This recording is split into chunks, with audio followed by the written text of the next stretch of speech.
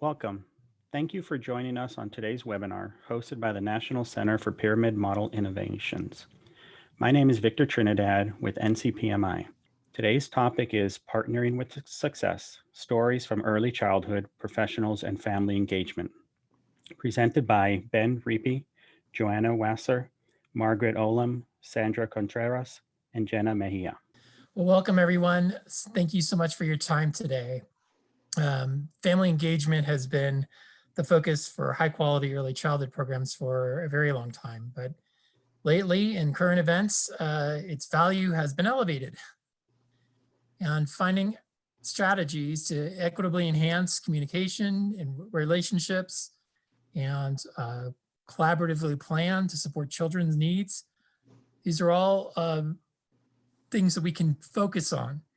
And what about planning so that in the future, we have these strategies already in place?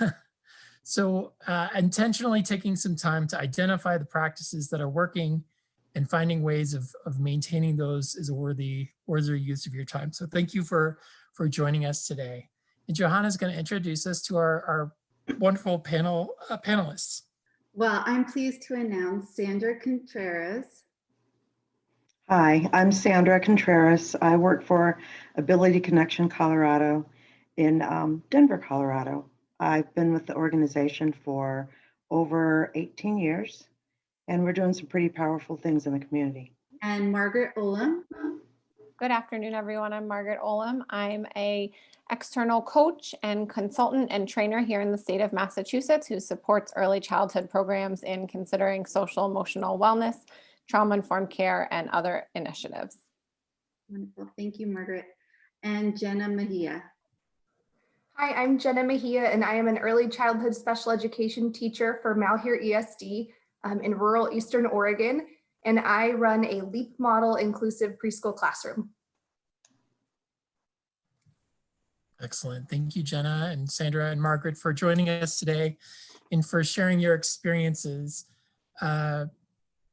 and strategies. So we're going to start with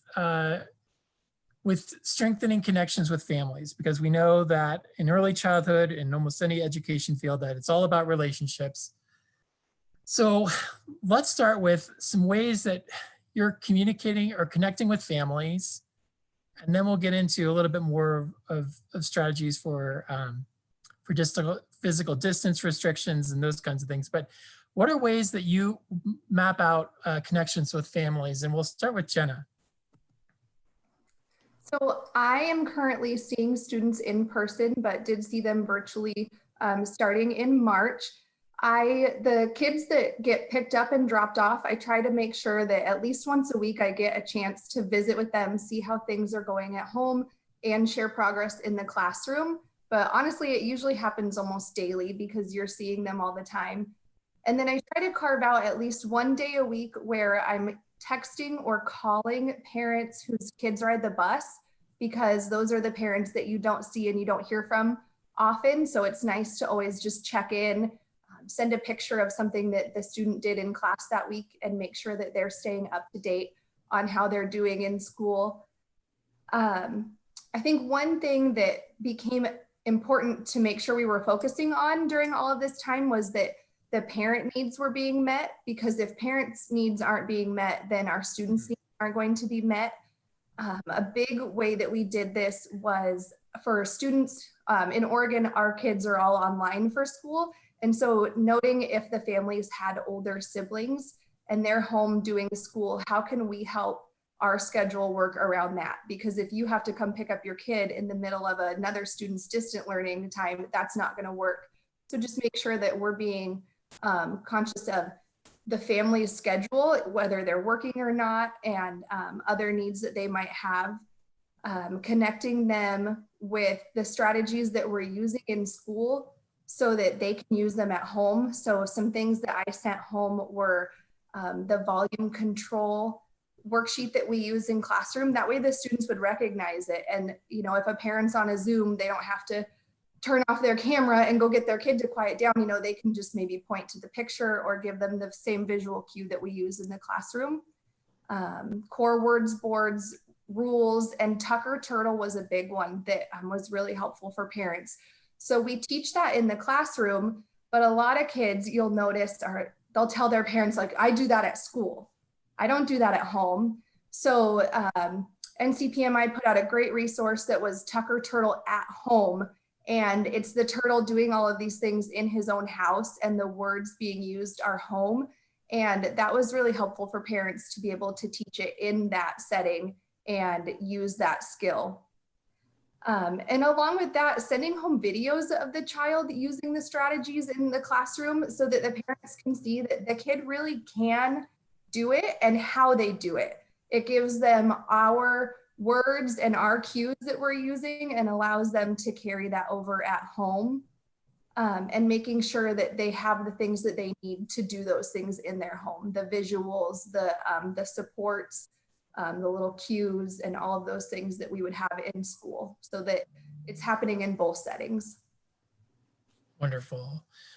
Are there any other things that you've learned from working with families? Any other strategies that you had in mind?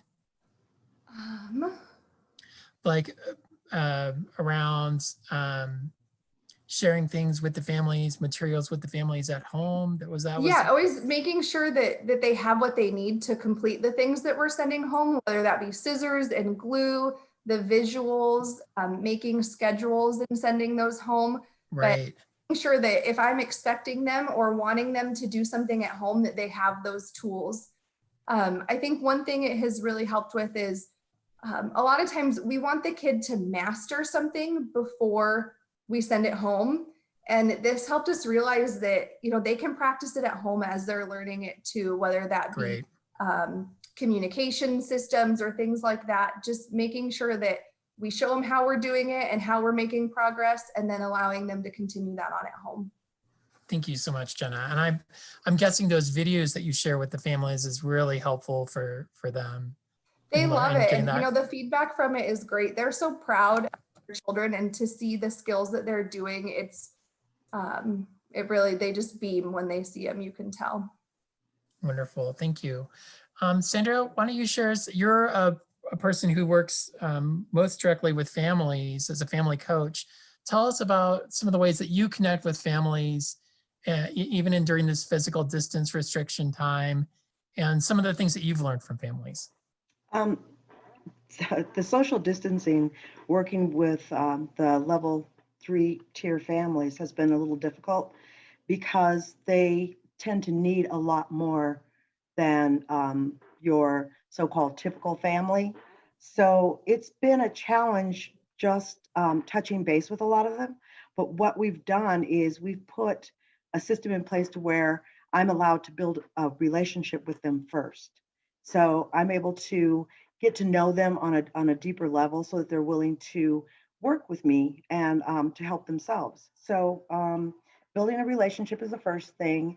And before I meet with the parents, I do an observation of their child so that when I'm talking to them, I can actually tell them about their child, what I know about them. And that helps the parents to really open up and want to share more, because you have invested your time to get to know their baby.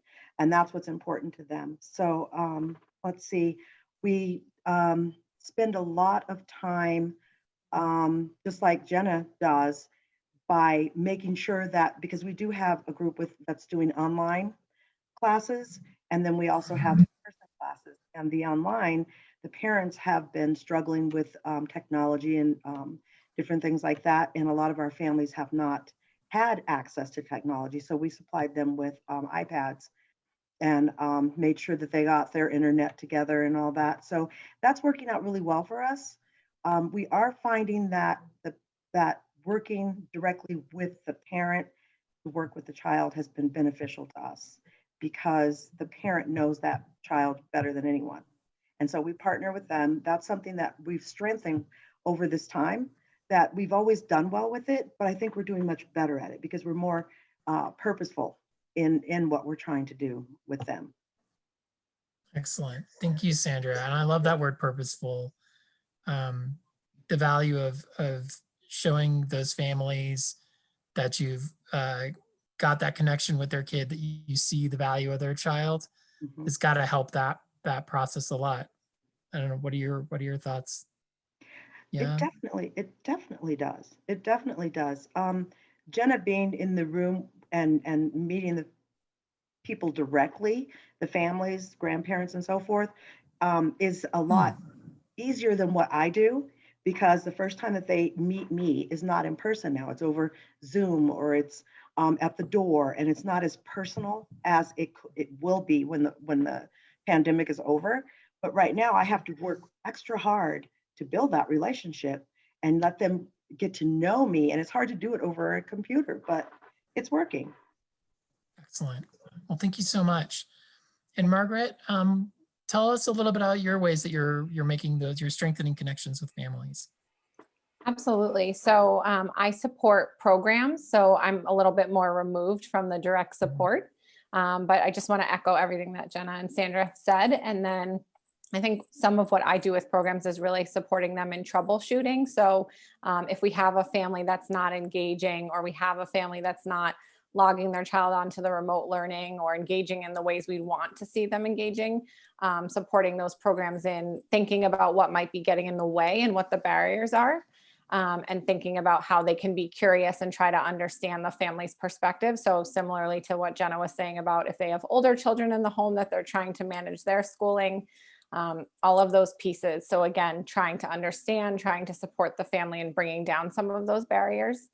And part of that has been really utilizing the resource, the What My Teacher Wants to Know from the NCPMI website, which I know many of my programs have really found supportive. And trying to gather a little bit of information and trying to understand the best ways to communicate with the parents and the best times of day to reach them. And then I think some of the other things have just been getting really creative, using technology to our advantage when we can. So using communication applications like Class Dojo or the Remind app have been really helpful for some of my programs. Using video to create virtual tours of the classrooms and programs so that when families aren't able to enter the building physically, they're able to see their program and where their children are learning. And then thinking about this self-care piece. So really making sure that we're focusing on the wellness of the children, but also focusing on the wellness of their parents and their families and the wellness of our staff, because we know and we're seeing more and more, I think, just this level of burnout around being in the classroom, wearing the masks, following all the routines and guidelines related to COVID. So making sure that we're paying attention to that and taking care of our staff as well. Wonderful. And that seems like a recurring theme in each of your comments on the value of self-care and the value of supporting the adults to support their children. And though this has been in the research, again, it's just the value of it is just keeps getting elevated, because when things are challenging for all of us, suddenly it's like, oh, I can see why that would be valuable, but it was always valuable. Thank you guys so much for highlighting those things. Johanna, do you want to share a little bit more? Go. Yeah, I just wanted to recap and let you all know that a lot of the references or resources that you just heard presented are on the website. And so in particularly the NCPMI Family Engagement page on the NCPMI website has all sorts of strategies that were mentioned, like Tucker Turtle and solution kits, the Backpack Connection series. Also, what Margaret mentioned, the What My Teacher Wants to Know, we have a link for that directly on our resources for this webinar, as well as tips for supporting yourself during the pandemic. That's for teachers as well as families primarily. And then we also wanted to highlight the Barton Lab out of Vanderbilt University. They have wonderful supports and tips and strategies around self-care for caregivers. So definitely check that out. Wonderful. Thanks, Johanna. So we're going to move into the next topic area, and these are on creating and maintaining lines of communication, right? So how do we connect with families and it not just be a one-time thing? I think of my own experiences as a father when my two kids are in preschool, and we have a pink piece of paper that's up on the wall that told you about this meeting, and I'm like, I don't look for the pink piece of paper on the wall when I come to get my kids. So this is important regardless of the time, but extra important now. So here's the kind of the questions that we're going to try to cover in this section, and then I'll call on Jenna first. What is the protocol or routine for introducing yourself to families and or introducing your family to your program? How has this changed in the year 2020, which is going to live in infamy? And how do you create opportunities for your family to share with you? Bi-directional communication, that kind of thing. So I always use the Remind app. That's just one that I'm familiar with to keep in touch with families. Like you said, I send a newsletter home every month on paper, but it doesn't always get read. So I try to make sure that the important things and the dates and upcoming closures and things like that are also sent out via text message. Before we started class this year, we had almost all new students. And so I wanted to make sure that their family was able to come into the classroom and see it, because our policy this year is that parents, leave their child at the door before they could walk them into the cubbies. And so I want the families to feel like they're part of our classroom, even though they're not in the classroom. So before we started, we set up open house days and invited every family to come in at their assigned time. Before we did an open house for 3 hours, come and go as you please. But this time it was one family at a time. And we did set them up in about 1.5 hour blocks, because I just noticed that people they wanted to stay and visit, which is great, because we had that chance. And if they ride the bus, we might not have the chance to do that in person again. So we scheduled in-person open houses and then cleaned and sanitized in between each session. It was really nice to be able to face-to-face explain the new protocols to the families. So this is what you're going to do when you drop off at the door. The questions we'll ask, that we'll take the temperature, and also to tell them about our schedule, what our day looks like, things that their child will do, and on all the new precautions we were taking for COVID. And I think that it really comforted families to know that we have a protocol in place, that we're doing the best we can to keep everything clean and keep us open. We start off the year with an All About Me project that we send home to the families, and they really seem to enjoy it. They get to fill out a page front and back, however they want, with pictures and just little notes about their child. And I always make sure to let families know that I'm happy to print out pictures for you if you can. I know not everybody owns a printer, and not everybody gets pictures printed very often, so I'm happy to do that. And make sure that every child has a page in our book, because they love to look through and see pictures of each other's families and tell them about their families. And then for bidirectional communication, I find that if I kind of set the example for it, that they'll do it back. So if I'm sending pictures of things their child is doing at school, they'll send me things that are going on in their life on the weekends or after school. If they send me, a brag about their child, we will absolutely show the picture, show the video to the whole class. And I think their kids go, cool. Proud. My teacher showed, last year we had a little boy who could do a backflip on the trampoline. And we watched that video 20 times that day. And he went home and bragged about it. That family really started sending me more and more. It just really opened up the communication that much better. So I think just modeling that good communication and to keep trying for people, maybe they don't respond that often, but they might start. So just to keep trying and keep being open with it has been really successful for me.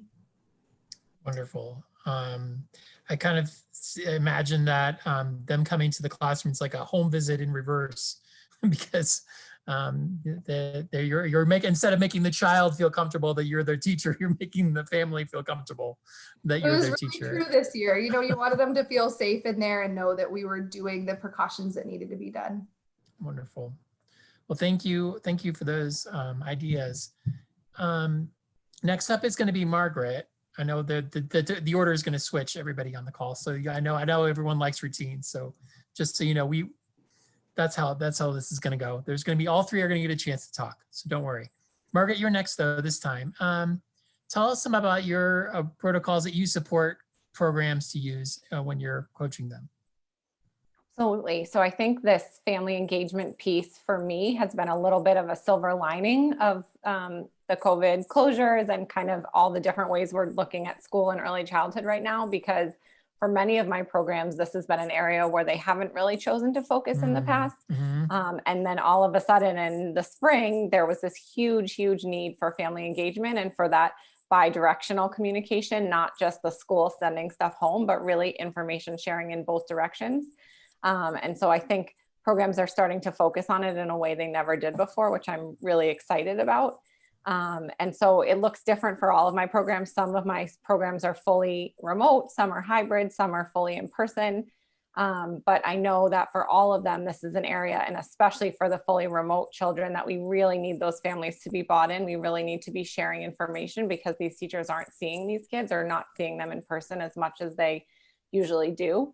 And so just thinking about the ways we can elicit information from families. I think Jenna touched on a lot of the things just around being persistent, not giving up on a family if they're not getting back to us, continuing to trying different ways of engaging with them. Maybe it's email, maybe it's in the app, maybe it's when you're on the Zoom, you can try to catch the family for a few minutes. And then I know for my programs that are doing a hybrid model, really using that time. So they have a certain group of kids Monday, Tuesday, a certain group of kids Thursday, Friday, really using those Wednesday times to do that outreach to family and try to get a sense of not only how the child is doing, but how the family is doing, so that they can support them as best they can. Wonderful. Well, thank you. Thank you for those, Margaret. There was a comment in the notes that agrees with both of you on the importance of trying, right? Is to not give up and to know that families are where they're at during this time. I know I wouldn't be employed if if my bosses had been like, you know what, he's struggling during this time.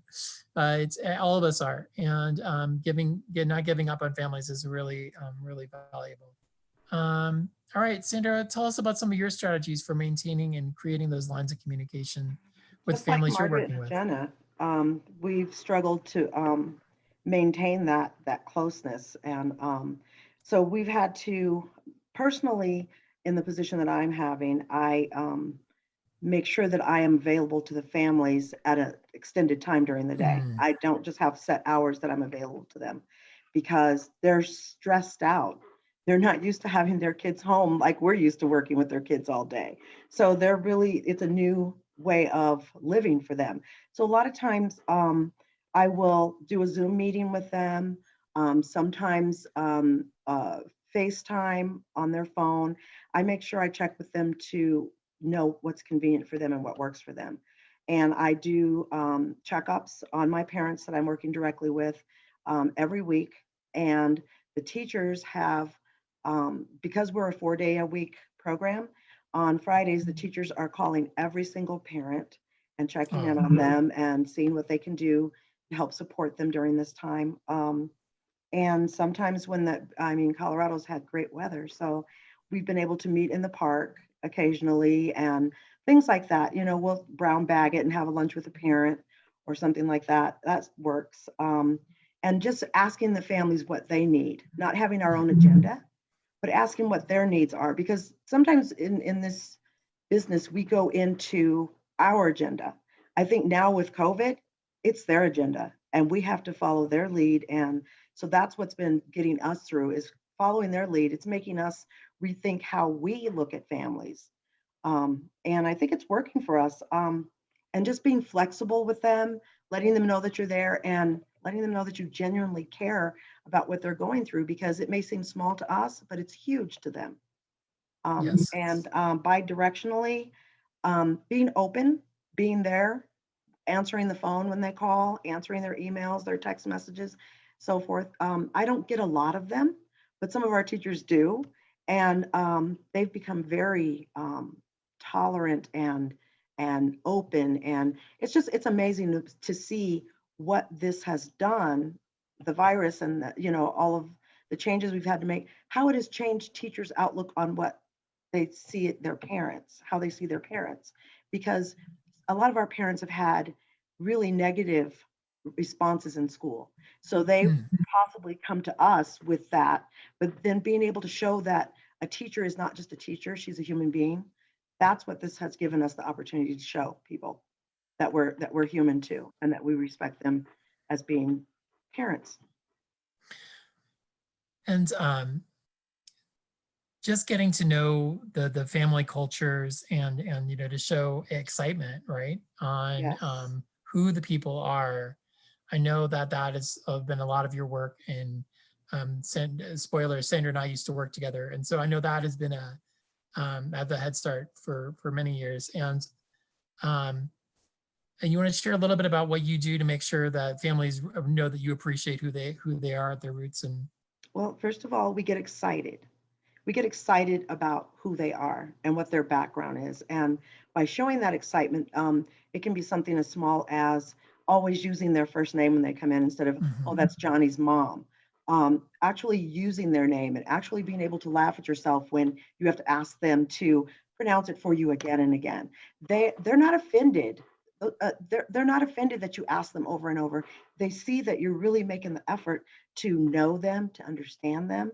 And so we have made sure that when you're excited, when you get excited about who they are and where they're from and ask those questions, before you know it, they just open up and they just want to share so many things. And with them sharing that, then you get to know their child and you get to know why that child won't eat this, or why that child smells his food, or why that child won't look you in the eye, because you've taken the time to dig down deep and figure out who they are, not always just letting them know who you are. Get to know who they are, and they respect that. And we've had a huge impact with that, because our organization has over, is it 85 different dialects of language in our buildings. So we've had to do things like make visuals for families and point to things and educate them on what we're requesting their child to do. Also, by doing that, they seem to feel that we respect them more, that we're respecting that, yes, they don't understand, but they do want to understand. What else can I add to that, Ben? I don't know, the hiring practices you mentioned in Oh, that's right. I'm yeah, the sorry. hiring practices Yes, at what Ability we've done Connection. to help with the interpretation, and because sometimes there's a child that's crying and you don't know, but we've hired immigrants here to our country, to our organization, to help with interpretation and just family relations. And that's working out really nicely, because we've provided jobs and we also get excellent, wonderful cultural diversity in our buildings. And the more you do that, that's the thing, everybody, about inclusive hiring practices, is the more you do that, the more likely a family member from a different place says, look, other families are being represented here. They actually value that. And it's not something that can happen overnight, but it's definitely a great practice that Really I've always admired about Ability Connection. And thanks for letting me encourage that to come out. Okay, so, Johanna, do you have other resources? Yeah, I mean, I just love hearing you all speak and hearing Sandra was saying these guys are awesome. Excitement, right? The excitement of meeting new families and accepting them. And Margaret said the word elicit, like that is so important, that we're getting to know our families by asking open-ended questions that aren't interrogating. So, and another thing I heard was this immediate reinforcement after a family reaches out. They need to know that it's okay and they're welcome to communicate with us too. Oftentimes we're doing the communicating. But I did want to share that we do have links in the resources. And one of the things that I've been hearing are these procedures in getting ready to go to school. So wearing a mask. There's a social story that's available for families to read to their kids about wearing a mask if they're new to preschool. Also, we just created a document on supporting your children or our children. It's a parent document for online learning. So that might be really helpful to share with families and prep families beforehand, like Jenna was saying, as far as like, this is what it's going to be like when you come into school, but this is what it's going to be like if you're at home too. And then we also linked NEYEC, Bear Family Engagement in Action. That webpage is fantastic. They have lovely, amazing resources for strategies in connecting with your families. Excellent. So our next section is on considering family diversity and equity. And how do you connect with all families, considering diverse learners, cultures, language, accessibility, work schedules, families who are immigrants, families of color, etc. So I know we've touched on this a little bit, but we're gonna dig a little bit deeper. We're gonna stay right in the thick of it. This is extremely important right now in our country, and it's extremely important right now in our world. And all of these things that are happening to all of our families in the United States with the as adversely affecting certain populations more than others. So being intentional about this is important stuff. So how do you get to know cultures, traditions, languages, but also just how are we connecting and considering the different ways that impact equity? So we're going to start with Margaret this time. So Margaret, what are some of the ways that you're connecting with families? Absolutely. You're supporting people too, yeah. Yeah, Go. so I just really want to acknowledge that this is just, always a growing edge. And I think, Ben, as you said, just something that has been brought to the foreground even more now than ever, just all of the, as you said, inequities and just ways that we're seeing families having, different impacts on different families, but also ways that this is impacting families' abilities to engage with school and early childhood programs as well. So I definitely don't want to pretend I have the magic wand or all the answers here, but I think starting from a place of curiosity, so similarly to what I said earlier about when we're having a family who has barriers to accessing the learning or getting their kids, on the remote classrooms or to school in person, really trying to understand what that's about. I love what Sandra said about just getting excited with families about their culture and the unique traditions and experiences that they bring and their children bring to our programs, and really celebrating those. I think one of the biggest barriers, and something I talk about with my programs a lot, is translation and the just significant cost and kind of commitment that it takes to make sure that our resources and materials are available in many languages. And I'm so grateful that the NCPMI resources are available in English and in Spanish and some in a few other languages, but it's definitely something that many of my programs are in the greater Boston area, and there are probably hundreds and hundreds of languages that are being spoken by our families. So trying to find ways, if there's someone they can connect with that can help them understand the document, using visuals, I think is another great skill. Doing translation when we can, and partnering with other programs that share similar languages and cultures, so that we can, make sure everyone's not having to translate the same things over and over again. Trying to share those resources, trying to make sure that schools are aware of community resources and other places where families feel comfortable and seek out support is another really big one, I think. So making sure that they're aware of their spiritual communities, other resources available in the communities that families might engage with in a different way. And then I know for many of our programs this year, especially trying to make sure that families have the basic resources that they need. So, many of our public school systems have sent home Chromebooks or laptops to families so that they make sure that kids can get online and engage with their peers and their teachers. Making sure that we're trying to make sure families have access to basic internet and things like that, all of these kind of base level pieces. And then, staff has just been amazing at trying to meet families in parks or parking lots, or dropping materials off at the front door when we know that they're not able to maybe print and access things online. So I think, again, being curious, being excited with families, and then just trying to meet families where they're at, and getting the resources in their hands that they need if they're open and willing to, receive them.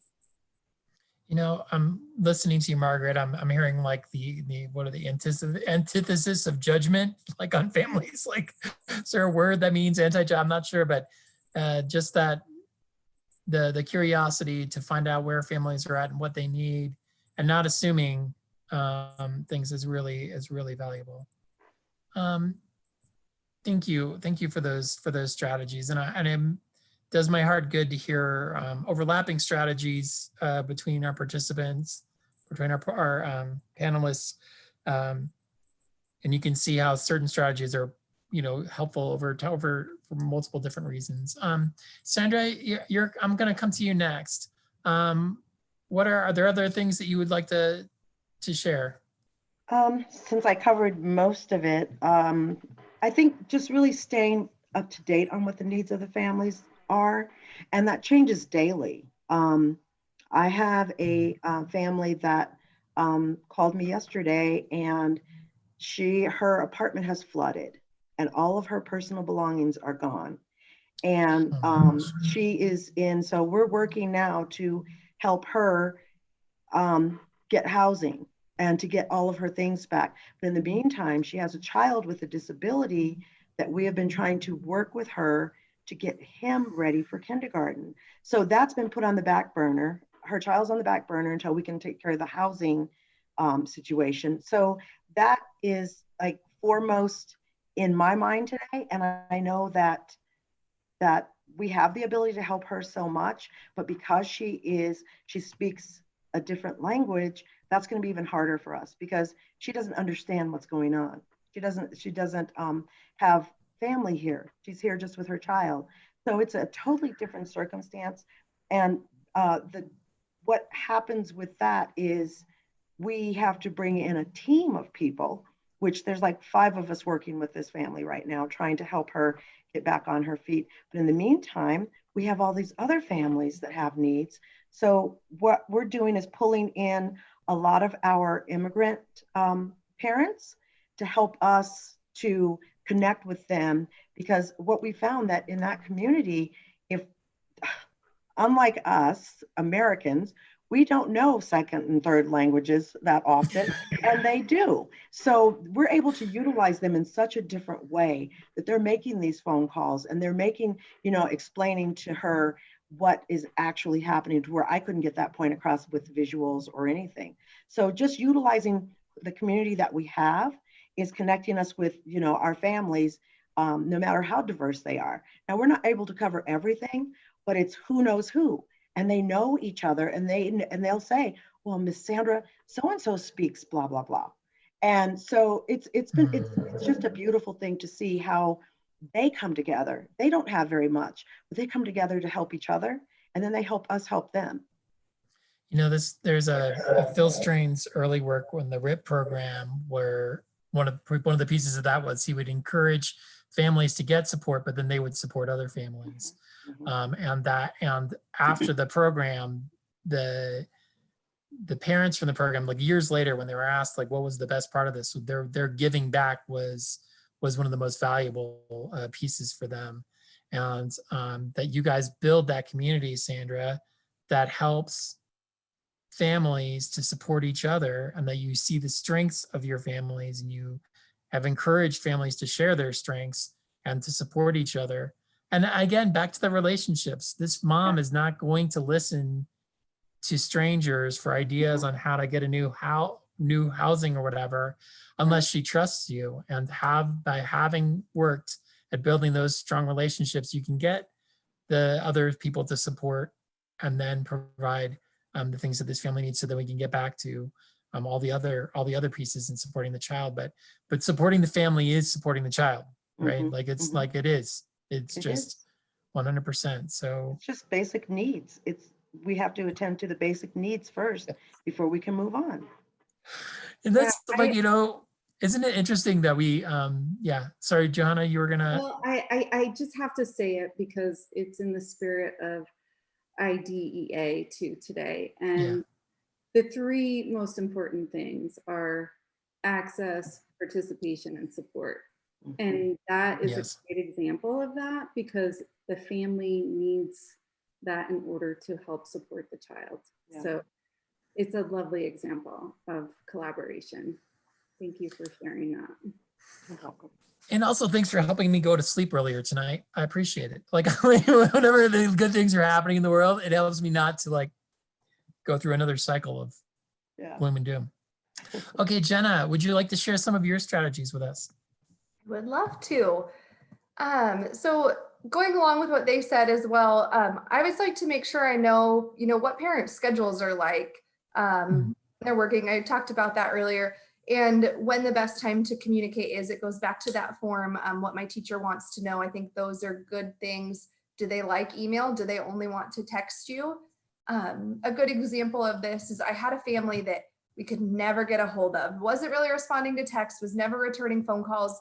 We were a little discouraged, and finally I caught her in person in the parking lot. And I just said, can I just ask you why you don't, call me back? And she said, honestly, I have 4 young kids at home and I'm embarrassed of how loud they are when I talk on the phone. If you could call me when they're in bed, I would talk to you. You got it. So that night I called her after she texted me that they were in bed, and was really able to just have a nice conversation with her and open a good relationship. So just, keep in mind that maybe they're not ignoring you because they don't want to talk to you, but maybe there's something else going on there. We have a large migrant population in our community, and also have a lot of refugee families moving in. And a lot of this is new to me and new to our program. So one thing that has worked really well for us is to reach out to the migrant and refugee program at our local school district, because we're early education. And they've been really helpful educating us and helping us know how to help these families best. One thing that I do for families who may have hard to pronounce names or different customs than I do is I ask the kids questions. Hey, can you remind me what your mom's name is?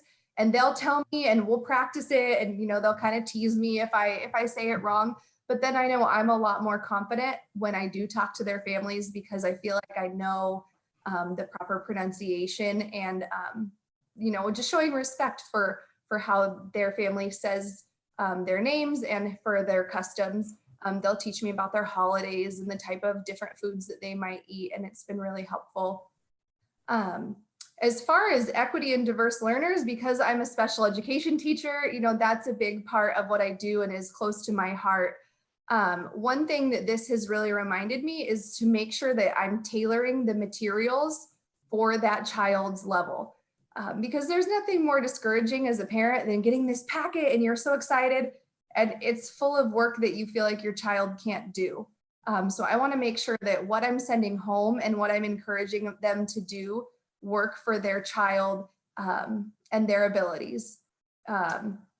So for some students that might be sending home schedules, video modeling on how to do things.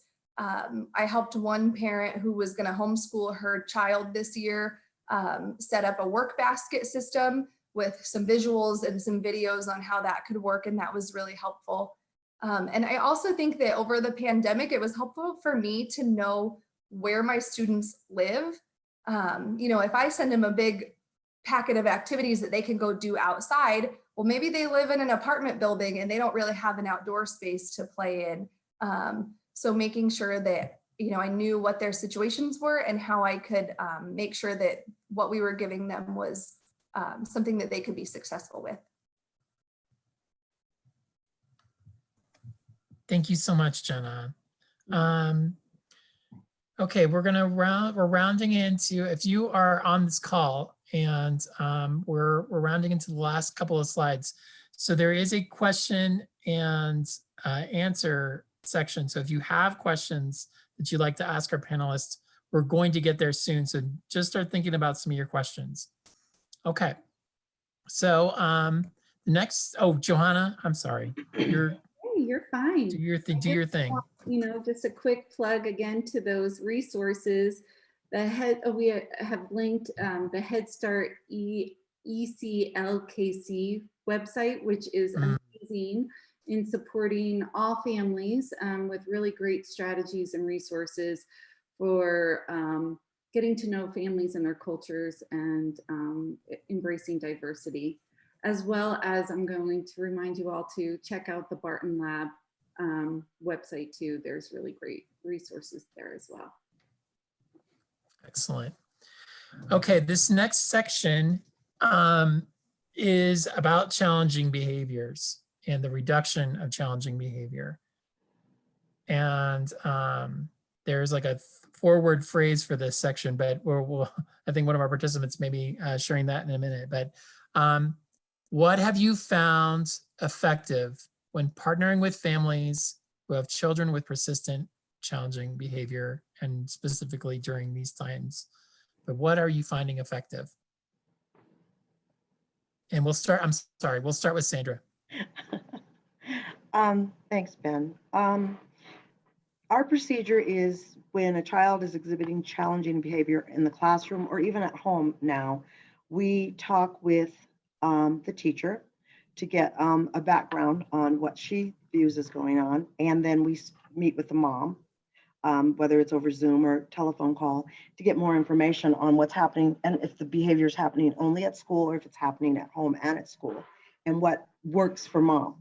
And then we put those together. And if the issues continue, then we come up with a plan and we work out that plan with mom and the teacher, and then we implement it. But the mother is the guide. The parent is the guide of the plan. And we just make sure that everything is done with a purpose. It's not just something thrown together. We choose one or two of the challenge behaviors at a time. If is something significant, we only choose one because we don't want to give too many things and for the mom to be trying to handle and the teacher trying to handle. And plus we don't want to confuse the child. So we're using the same language. We get the same language from the teacher that she uses in the classroom, mom uses at home. Anybody that interacts with him or her will use that same language. And that seems to work a lot quicker, that the child knows that we're teaming. They might not know it, but they figure it out, that we're all kind of in this together and that we've got their number. So let's see. We listen to what the families are saying about it. If in our follow-up call, the first thing I ask is, how's it going? Is it working? And I only require them to try it out for 2 weeks. If it's a home issue, try it out for 2 weeks. They're always telling me, it's not gonna work, it's not gonna work. Well, if we're using the visuals, if we're using the language, and we're using all the resources of the social stories, that eventually it's going to work. And I tell them it might get worse before it gets better, but it does work. And that usually if I can talk them into just trying it for 2 weeks, they will notice a difference. If they haven't, then we're going to revisit and replan a different strategy. And that's been working for us. Just what is it that the families need, right? Yes. So often gets over. I think back in my early years where the person I wish I could time machine to this meeting and be like, listen to Sandra, Ben. Like, don't just do what you think. Don't just go to your family. Exactly. If I could have used you a long time ago, but yes, thank you for sharing that. Margaret, tell us some of your strategies. Yeah, so I think one of the things I always try to support programs and teachers in using is this idea of just really, as Sandra said, partnering with the families, and then also trying to make sure that we're communicating all along the way. And so that doesn't just become this issue of, oh my gosh, your child has this incredibly out of control, challenging behavior. And the family feels like, well, you haven't said anything to me for months. And so I think this has been an area around COVID that we're having to work really intentionally with as well, because as Jenna said, we're not having families come in to the programs that pick up and drop off where you might get to have a quick on the fly conversation with a family. Oh, I noticed, he or she's doing this in the classroom. Have you noticed that at home? And you start to build that relationship and that trust so that families can feel comfortable having those hard conversations with you. So that's something that is coming up a lot right now, is how do I build that trust? How do I build those trusting relationships and gather that information from the family so that we can work together to put a plan in place, and how important that still is, even and especially in these times. And I think many of our programs here were able to be trained in the behavior incident report process last school year. And so now schools are just trying to navigate how to move through that process when the kids aren't necessarily in the classroom every day or in the classroom at all. And so again, I think the family engagement lens, it really just comes back to starting with the relationship so that we're able to not feel like, oh my gosh, we have to have this big hard conversation with the family and I've never talked to them before, or I've only talked to them over text.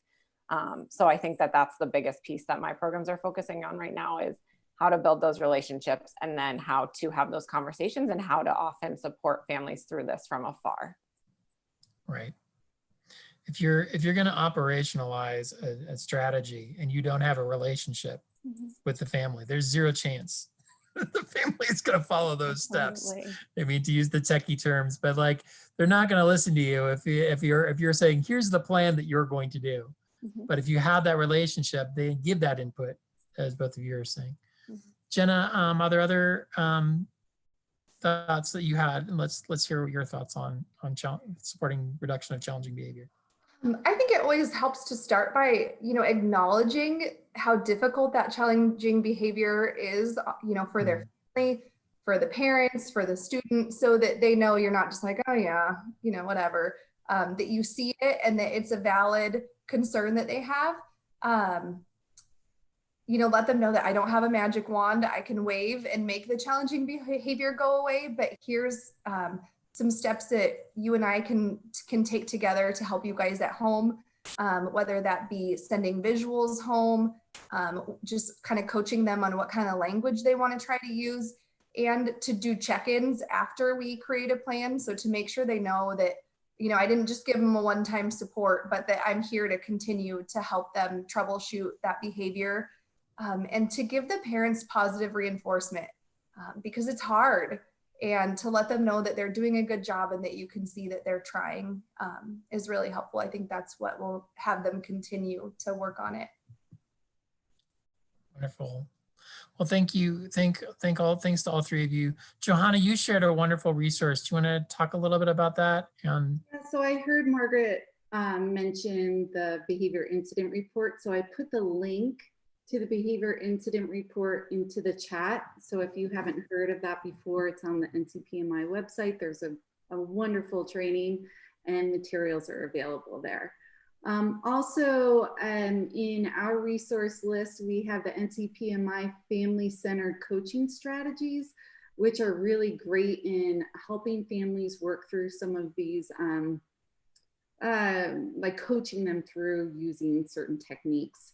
Also, I'll reference PTRF, PTR for families. So prevent, teach, reinforce for families. We have a manual for preschool settings, but we also have one for at home too. And so that's also a great resource available with Brooks Publishing. Wonderful. Okay, so this is going to be our last section. It's on needs assessment and effective strategies. So what have you found that has been working well for you and the families in terms of needs assessment, figuring out what the children need? And what are some of the strategies you've been able to use? So Jenna, we're going to start with you.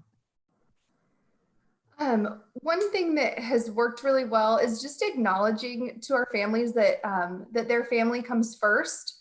And so seeing how we can help their family meet the needs, and then then we can meet the needs of the child, like Sandra touched on earlier. I think, as educators, we always say, especially early childhood, that the parent you're the first and most important teacher. But I think during this pandemic, we've really seen that that's true and that's important. And so just empowering the parents to believe that that they can do it and that they are doing a great job. They're doing the best they can, and that is what their family needs. Sandra, what are your thoughts on needs assessment and some of the effective strategies that you've done? Bottom line, we have to be compassionate and purposeful when we're working with these families and with the children. Everyone's scared. There's a level of fear in the air, and just being there, listening and hearing what they're saying, and hearing and not judging them on what they're expressing to you, because people are very emotional right now, and some of the Yeah. emotion that's coming out can come out negative in a negative way. But just know, just show that you care and just listen. Sometimes that's all they want, is just to be heard. Wonderful. And Margaret? Yeah, I want to just echo everything that Jenna and Sandra said, and just that this time, I think, in so many ways has been so humanizing for all of us, and that parents are getting to see that teachers are also parents, and that we all have kids and dogs and, you know, significant others running around in the background of our Zoom calls, and it happens to all of us, and just to be vulnerable and honest. And I think that that approach is going to, you know, carry us further than any one particular tool or worksheet or skill that we might try to use with a family. And the other thing I think is just that for those of our families that have remote learning going on, helping families to understand that, you know, their children don't need to be perfect, that they're not perfect in the classroom, and that it's completely age appropriate for a 4-year-old to be wiggling in their chair during the Zoom classroom, or, you know, falling off the chair or running to go get a juice box. I think parents have a lot of anxiety, and we need to remember that we have a window into their homes that we've never had before. And it's very intrusive, I think, for many of our families. And so just helping them and normalizing them that this isn't like best case scenario for anyone, but that we just want to support the kids and see them succeed, but that their work doesn't have to be perfect. The background of their house doesn't have to be perfect, all of those pieces. Wow, that was Yeah. amazing. And I'm sorry, Ben, for interjecting. You're I good. just keep on thinking of a quote or something that I read as I was homeschooling my child and working full time. Just being present with your child when you're at home with them is important. And you don't have to, you know, like you said, Margaret, you don't have to be perfect. And it's not about the tool or the resource that I'm going to share with you next. It's about being connected with the families that we work with and the children. So I love it. I think all three of you just recap that so nicely. And with that said, I'll just say my final word and resource that we have linked is from the Early Childhood Technical Assistance Center, which is really designed for kids with supporting children with special needs, but however, is fantastic for all children. And the link that we have available is a practice guide for families. It is amazing. So I highly recommend going to it. There's video examples as well as documents too that you can read.